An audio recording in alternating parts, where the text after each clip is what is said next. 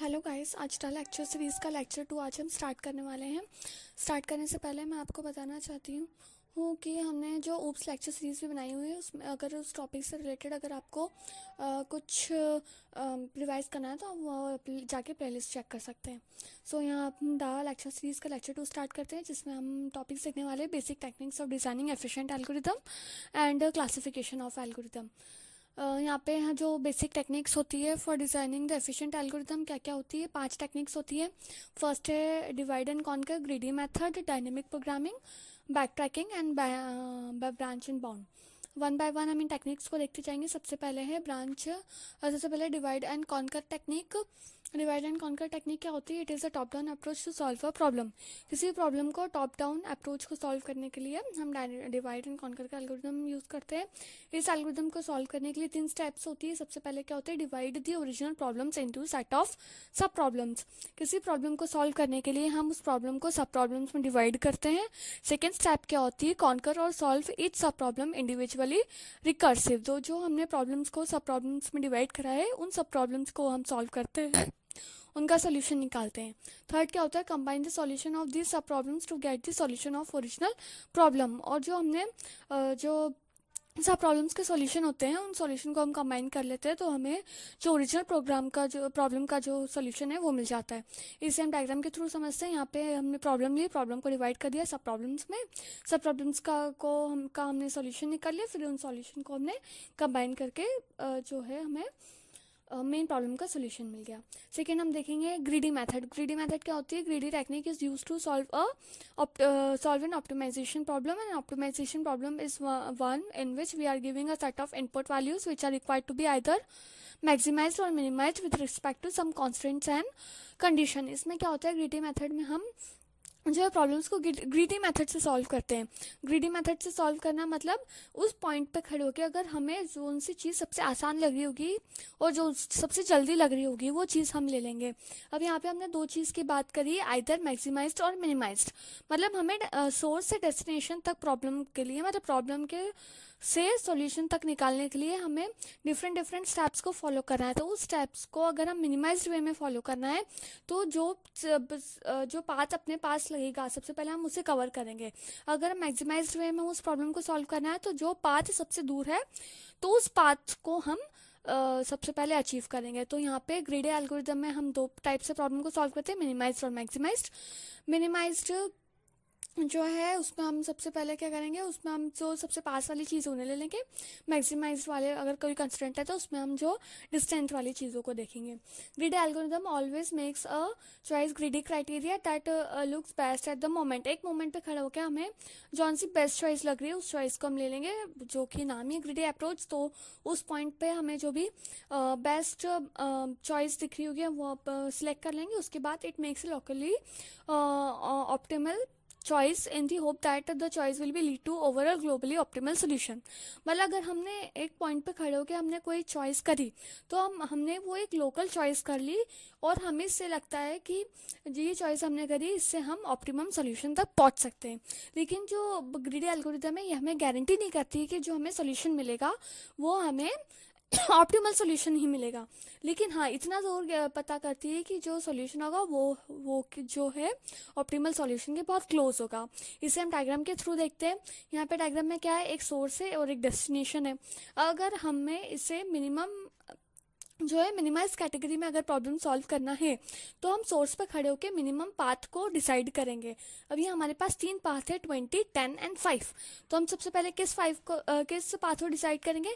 5 वाले पाथ को डिसाइड करेंगे, क्योंकि यहाँ पे खड़े होकर हमें क्या लग रहा है 5 जो है वो सबसे पास में है।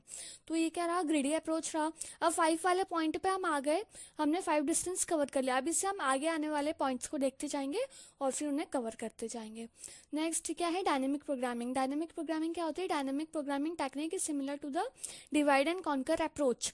डिवाइड एंड कॉन्कर अप्रोच होती है, इसमें भी हम क्या करते हैं? प्रॉब्लम को स्टेप जो है सब प्रॉब्लम में डिवाइड कर लेते हैं और फिर उसके बाद हम उन सब प्रॉब्लम्स को सॉल्व करते जाते हैं। लेकिन डायनेमिक प्रोग्रामिंग और अपनी डिवाइड एंड कॉन्कर अप्रोच है, इन दोनों अप्रोच में क्या डिफरेंस है वो हम ये देखेंगे। जो डायनेमिक अप्रोच है उसमें हम जो प्रॉब्लम्स है, सब प्रॉब्लम्स जो है उनको बहुत सारी प्रॉब्लम्स में सब प्रॉब्लम्स को लार्जर सब प्रॉब्लम्स को स्मॉलर सब प्रॉब्लम्स में डिवाइड करते जाते हैं। तो जो हम डिवाइड करते हैं तो उन सब के प्रॉब्लम्स का जो रिजल्ट आता है उन रिजल्ट को हम टेबुलर फॉर्म में मेंटेन करते जाते हैं, जिससे हमें कि उस चीज़ को बार बार कंप्यूट ना करना पड़े, कंप्यूटेशन प्रॉब्लम यहाँ पे सॉल्व हो जाती है। तो क्या हो गया यहाँ पे difference between two is the dynamic programming approach. The results obtained from solving smaller subproblems are reused by maintaining a table of results in the calculation of larger subproblems. Next point क्या है? Thus, dynamic programming is bottom-up approach that begins by solving a smaller subproblems. Solving these partial results can then using them to solve the larger subproblems until the solution of original problem is obtain. अब जो हमने इतना सारा पढ़ा है उसको हम एक डायग्राम के थ्रू समझ लेते हैं, सबसे इजी वे में सब समझ में आ जाएगा। सबसे पहले जो है यहाँ पे हमारे पास मेन प्रॉब्लम है। यहाँ पे मेन प्रॉब्लम क्या है? F20 जो है वो मेन प्रॉब्लम है। अब इस मेन प्रॉब्लम को हमने जो है सब प्रॉब्लम में डिवाइड करना स्टार्ट कर दिया। तो हमने जो प्रॉब्लम को डिवाइड करा वो F19 F18 में डिवाइड करा, फिर F19 को हमने सब प्रॉब्लम्स में डिवाइड करा, फिर उनकी भी जो प्रॉब्लम्स है उनको भी हमने और स्मॉलर सब प्रॉब्लम्स में डिवाइड कर लिया। अब जो यहाँ पे हम जो सॉल्यूशन निकालना स्टार्ट करेंगे वो कहाँ से? नीचे से निकालना स्टार्ट करेंगे। मतलब जो प्रॉब्लम F17 F16 है उनका सॉल्यूशन पहले हम निकालेंगे, फिर उनका सॉल्यूशन निकालने के बाद अगर इन दोनों के सॉल्यूशन को हम कंबाइन कर लेंगे तो हमें क्या मिल जाएगा? F18 का सॉल्यूशन मिल जाएगा। सिमिलरली F16 और F15 का हमने सॉल्यूशन निकाल लिया तो हमें क्या मिल गया? F17 का सॉल्यूशन मिल गया। फिर F18 और F17 मतलब ये जो लार्जर सब प्रॉब्लम्स थी इन दोनों को हमने इनका जो सॉल्यूशन है हमने वो कंबाइन कर लिया तो F19 का सॉल्यूशन मिल गया। सिमिलरली F19 और F18 इन दोनों का सॉल्यूशन अगर हमने कंबाइन कर लिया तो हमें मेन प्रॉब्लम का सॉल्यूशन मिल गया। मतलब क्या होती है जो डिवाइडेड सब प्रॉब्लम्स है उनका सॉल्यूशन हम कंबाइन करते जाते हैं नीचे से ऊपर की तरफ, और इससे हमें कंबाइन करने के बाद हमें मेन प्रॉब्लम का सॉल्यूशन मिल जाता है। ये हमने समझ लिया। अब इसे थ्योरेटिकल में और देख लेते हैं। Using the result of sub problems the major advantage of dynamic programming because it avoids the recomputation. हमें जो है हमें छोटी छोटी जो प्रॉब्लम्स है जो माइनर सब प्रॉब्लम्स है उनका जो कंप्यूटेशन है वो बार बार नहीं करना पड़ेगा, तो इससे हमने जो कंप्यूटेशन टाइम है वो सेव कर लिया। This dynamic approach takes much less time and naive और स्ट्रेट फॉरवर्ड मेथड। ये क्या एक स्ट्रेट फॉरवर्ड मेथड है डिवाइड एंड कॉन्कर अप्रोच को जिससे हम वो फॉलो करता है और जिसमें हमें रिकम्प्यूटेशन की ज़रूरत नहीं पड़ती बार बार। और जो डायनेमिक प्रोग्रामिंग है वो गारंटी करता है कि इसमें क्या होगा, इसमें हमें ऑप्टिमल सॉल्यूशन मिलेगा।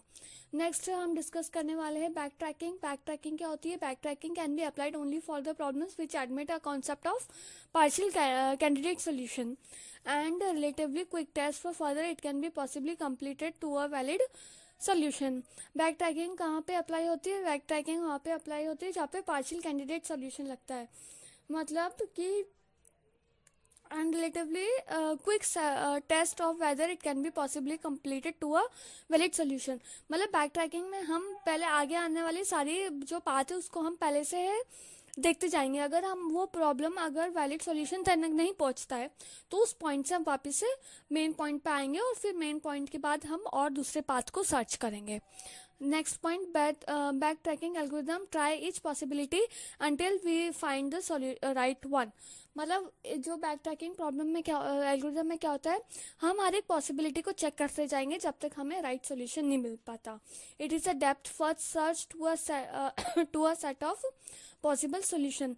और ये क्या होता है? डेप्थ फर्स्ट सर्च को ये फॉलो करता है। During the search if an alternative doesn't work the search backtracks to the choice point the place which presented different alternatives and trying the next alternative.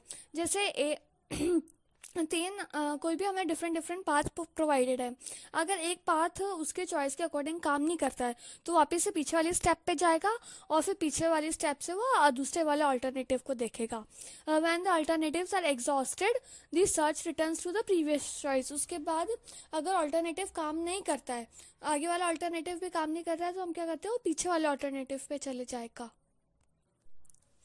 If there are no more choices points the search fail, अगर कोई choices नहीं मिलती तो क्या हो जाता है, search fail हो जाता है।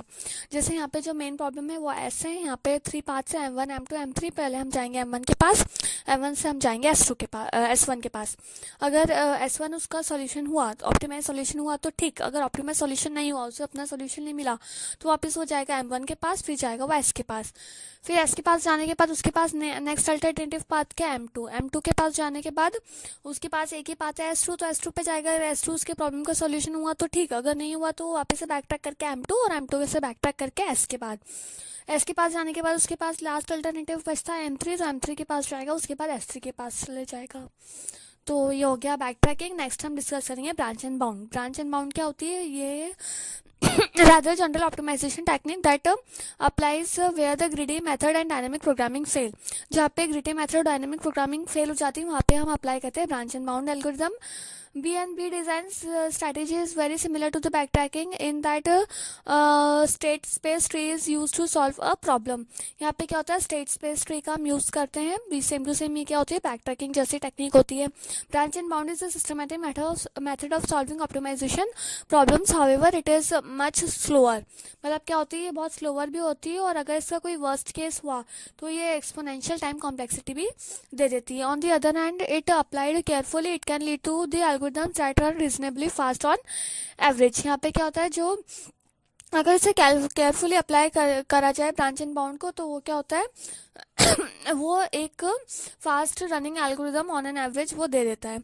The general idea of BNB is breadth first search for the optimal solution but not all nodes get expanded. मतलब जो होता है, सारे नोड्स को एक्सपांड करना जरूरी नहीं होता है। Rather a carefully selected criteria determines which node to expand and the other criteria tells the algorithm when an optimal solution has been found. Branch and bound is the most widely used tool solving the NP-hard combinatorial optimization problems। कहाँ पे NP-hard combinatorial problems का अगर हमें जो है optimise solution चाहिए तो हम इसका यूज करते हैं।